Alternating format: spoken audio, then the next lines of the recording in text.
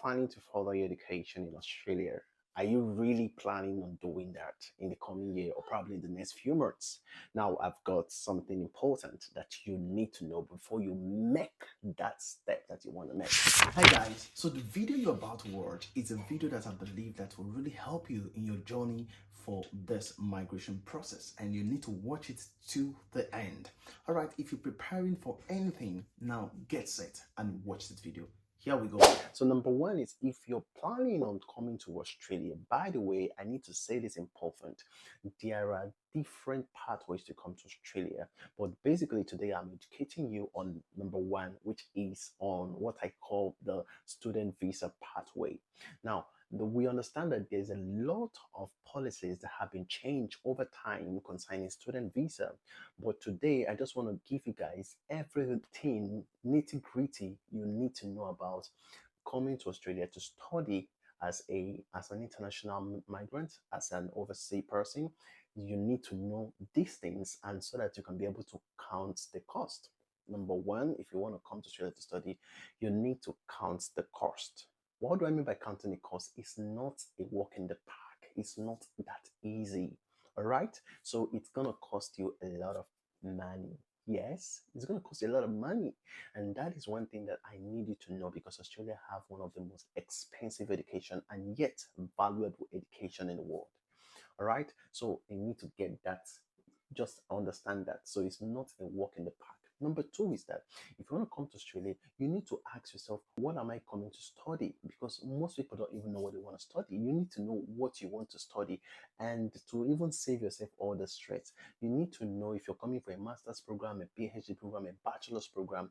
You need to know what you're planning to study, because what you're planning to study is as important as even granting your visa, as important as giving admission. If you don't do what is related with what you have done in your previous program, you have to give a lot of evidence, a lot of you have to discuss a lot for you to be able to even say, okay, that finally that this is the reason why you're not going to follow in that pathway that you're using. For instance, if you are in the medical line and you want to get into maybe in an engineering sector, it's gonna be really big. You have to speak a lot of English. You get me now, right? By the way, if you do something related, it's quite easier. If you're in the medical line or something, you're doing a public health or whatever, it should be related. You need to decide the agent that you need to use.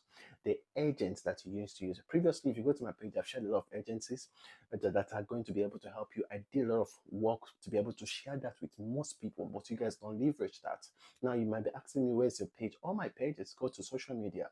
Instagram, TikTok, whatever. Go there, you're gonna see where I shared it. I can even reshare it on this post, and my administrators can share this on this post as much as possible. Number three is that you need to be able to understand the policies that are involved. Now, lots of you guys, I know somebody's already typing 35 years old rule. Now, there's a policy that was passed on by 1st of July 2024, that if you're 35 years of age, you cannot be able to proceed with a postgraduate visa after you're done with your studies in Australia. What am I trying to say? Let's say, for instance, that you came to Australia and you study a 2 years program. In the course of that 2 years, and you turn to like for 35 years old, at you age to 35, it simply means that you will not be able to apply for a visa that would make you stay back. That's just the meaning. Now, listen attentively. The other part of this story is that even if you don't apply for a visa that will help you to stay back, there is another chance also, understanding that that rule also says that if you're not up to 35 years of age, that you can apply for a visa, which is a postgraduate visa, which is a 2 years visa, because formerly it was 5 years, but now it's a 2 years visa. Do you understand what I'm saying? Now, also realize that after that 2 years visa, I'm talking about somebody who is under 35 after finishing their study in Australia. After that 2 years, you must find a way for you to be able to get into the skilled force, into the labor force, because if you don't switch and get into a skilled visa, the chances of you going back to your home country is really high. This is what the policies are saying to you. So, which means if you want to apply for another student visa, you need to go back to your home country and then apply for another student visa. You cannot finish your postgraduate here after 2 years and you don't have a skilled visa, you haven't switched into the labor force, and then you want to apply for another visa. It doesn't work that way. Now, I've wasted a lot of time in this one. Let me say this before I go ahead. For 35 years rule, you need to realize this. Also, if you're more than 35 and you still want to come to Australia to study, there are still chances for that. How do I say that? The policy gives room and says to you, okay, let's say you want to study. It means that you have to do a master's by research program or a PhD by research programs. So what you will come to do if you are both 35 years of age and you want to come to Australia is that you must do a Masters by research program, Masters by research program, PhD by research program, a research program. All right. So this is crucial to what I'm trying to talk about. So that is if you're above 35. And guess what? It gives you opportunity to really, really, well, as in have unlimited working hours if you're coming here to do masters by research. But it's not an easy thing to do. I hope so you get bread to do. I hope so. So another thing is then the fourth one is getting admission. Now, getting admission has to do with your agents. Now, getting admission for Australian universities is important. You might be asking why would they be using agents? Because Australian universities prefer to use agencies to be able to circumvent their immigration process, especially it has to do with universities. Now, currently there is a particular policy that has not been really activated and is still being discussed. What I'm giving you is a current information. Now, that policy is capping the number of students that each university can be able to admit in Australia. That is important for you to be able to realize that if they start doing that, the student visa process will be very, very competitive. And remember, all these things is tied to the housing issues and housing projects. I don't want to go into that. That's more of a political standpoint, but I'm here to educate you on the student visa for Australian migration. So let's focus on that. Now, very important also, you need to realize that the admission process is quite something that you need an agent to be able to do. So get to your agent, and the admission process for Australian immigration is so different because it's like scrutiny from the beginning. I mean, you're going to do a lot of things. The school is going to call you and have a video chat with you and even, interview you just to get an admission. And you may be asking, what is this? That's just the first stage. You get. So, but if you follow the due process and you have all the certifications, then you don't need to worry about that. Right now, what I want to say again is, don't not because they have certified agents that are going to be able to help in the process. Now, listen, those agents, you're going to pay them. The money is not that expensive, but you're going to pay them. I don't have any business with that. I'm just telling you that they have their own, like their own services, and you pay them to get admission for you and carry you through the process to apply for your visa. Do you understand? But if you don't have the requirements, the certifications and all of that, and you're trying to cause the agents to maybe create a magic for you, it will not work. Lila, you know go work. I am telling you the truth. It will never work. Okay. All right. So you need to have all the requirements. Anything they tell you to do it. And if you have a requirement, the chance of you getting a visa is really high. People say, oh, Australia visa, they reject people for Australia. They reject people for Australia. Yeah, they reject people for Australia because people want to perform magic. They have standards. And if you submit the right documents, there's no need, there's no reason why they will not grant you, unless in some instances. Okay?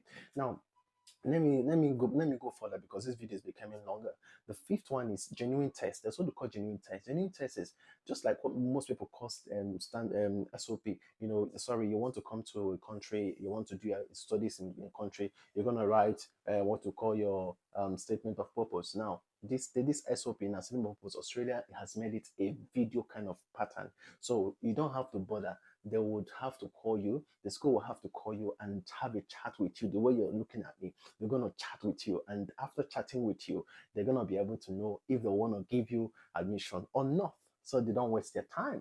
You get what I'm trying to say? Yeah, so it's that easy. So if you cross some certain processes, these stages I'm talking about, the chance of you getting your visa is really high. So which means even you will even know from the beginning if you're going to go ahead to be able to fall through the process. So for them to give admission, it's like almost having the trophy. You know what I'm trying to say? Yeah. The sixth one is conditional offer. They're gonna give you an admission, and the Australian gives you an admission with a conditional offer. That conditional offer simply means that no matter what you're talking about right now, that you are going to be able to you have certain conditions that you must meet for that admission to be given to you and for you to be able to get your certificate, your C of E. Now, what people call many things. That C of A is what a school needs to give to you for you to be able to apply for visa. Without that C of A, you cannot apply for visa. So the conditions of the university might be for you to be able to show your proof of funds, might be for you to be able to show a lot of documentations on your professional experience, your workplace, and all of that, depending on what they are asking for. Universities are different here. The seventh one is pay deposits. Now, for most Australian universities, now listen attentively. Most of you guys ask me this question: how much do I need for me to be able to, do my pay for my Australian university? How much does it cost me to do? I can't. Yeah, that's why I tell you guys most times I can't be able to tell you how much it costs in total. I can't be able to do that. But look at what I'm able to do. I'm able to tell you that this is the process. You pay a deposit. Some will take maybe half of the fee, not all the fees. They will divide it. Most of the student universities thrive on trimesters, which is trimesters. Some thrive on maybe 4 semesters, 5 semesters, 6 semesters in a year, depending on how they do it. But most of them do on trimesters. And one of the things that you need to know is that the, the fees are not something you pay once and for all. If you have the money, you can go ahead and pay. For instance, example, if you're doing a public health in a university, it can cost you up to like 45 to $50,000. Now that is just the fee, the whole fee. So the school can tell you to pay 14,000 deposit. Now that deposit covers you for 6 months doing your program. Do you understand? And then when you deposit that, when you come in, you can do your courses. In the end of 6 months, you can be able to pay for your next semester. Now, Australian universities allow you in some instances to pay per course because they know you're studying, and per adventure, you will not just be big on just working and all of that. You get what I'm trying to say? So this is important for what I'm saying. Listen attentively. So you pay that deposit, and your agent will explain. And what everything I'm explaining to you, the agent will explain everything to you. I'm just doing just a simple framework for you, an overview. Do you understand? So you pay a deposit, and then when you study for 6 months, you can now say, okay, maybe in the next semester, you can choose to do 2 courses, 3 courses, and all of that. So you can circumvent it. And even some instances, if you're run out of your timeline of seeing Australia, you can apply for a visa extension for your student visa. They will give it to you. It's something that is legal here. All right. Now, listen attentively. Very important. You're gonna ask me what are the requirements financially. Yes, you need to have at least, if you're a single person coming here, you need to have at least $29,000 in savings. That's apart from anything, 29,000 Australian dollars in savings. Just have it at the back of your mind. Now, if you have children coming with you or you have dependents, each of the dependents is about 7,000, or let's say 8,000 Australian dollars, 8,000 Australian dollars. 8,000 Australian dollars. You can Google these things so that you can be able to confirm what I'm saying. Don't just listen. But I know I'm saying something right, okay? Now, 8,000 Australian dollars. Very important. Very, very important. Right? Now, after that one, after that stage, now you have now, like I told you, so if you have 3 children, for you that won't have children, you will know that you have to have 27 to 30,000 Australian dollars, 7,000 Australian dollars, and for each of the kids you have there. Even some universities will tell you to provide some of their initial school fees for their fees. That's like maybe a small amount of money. Now, after you've done that, the rest of the fees remaining, let's say they say you should pay $50,000 and you pay $14,000. Now, the rest of the fee, you're going to now be able to now add it to that one, maybe to that 29,000 Australian dollars, which is your savings. So that makes up, that's how they calculate your proof of funds for Australia student visa. I hope this makes sense. Rewind it, replay it, ask your agents. They are good people. They will explain it to you. Okay. Now, this is what it entails in totality. And if you have come to this point in this video, it's rest assured that you're a very serious person. You that is watching me, you are a serious person.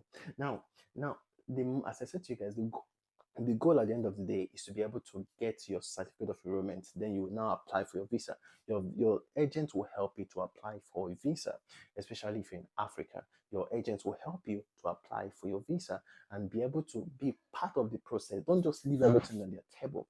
Get involved so that, because they are human beings and they can make mistakes, so you can be able to follow through the process. I remember some time ago, somebody had an agent who applied a student visa for him or her. And as the person applied for the student visa, the person forgot to add some documents. And that student visa lingered for over 2 months. And the guy checked it himself and realized that the agent did not submit his certificate of enrollment. Imagine that. And you know what? The immigration have already asked about that, and the guy submitted it very late. And due to that, his visa was a bit delayed, but finally he got his grant. He's here today. So, what am I trying to say? At the end of the day, all these things are very, very crucial for you to be getting your student visa. So, from there, if you have provided all those stuffs, the school will give you unconditional offer. Now, let me end it by letting you know about this. There are types of universities in Australia. They are being grouped into level 1 universities, level 2 universities, level 3 universities.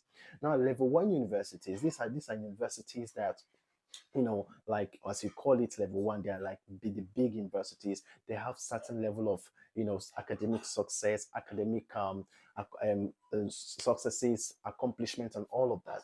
And these are some of the things that you need to realize that are important for the Australian migration.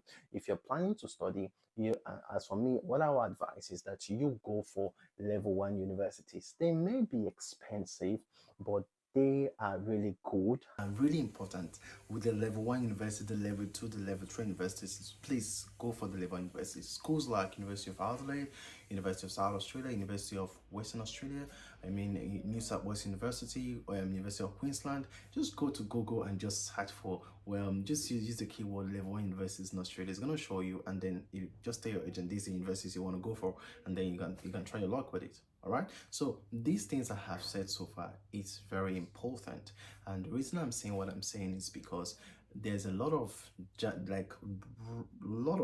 rubbish that are online that are not helping people at all to be well educated for this process, and that is why I'm taking out my time to be able to address it specifically, and I hope that this really helps you. All right, do take care of yourself and do have a beautiful, awesome day. All right, see you same time very soon. I believe this video has really helped you in one way or the other. So make sure you apply and do everything that you've seen in this video. I believe in the beauty of your dreams. See you next time.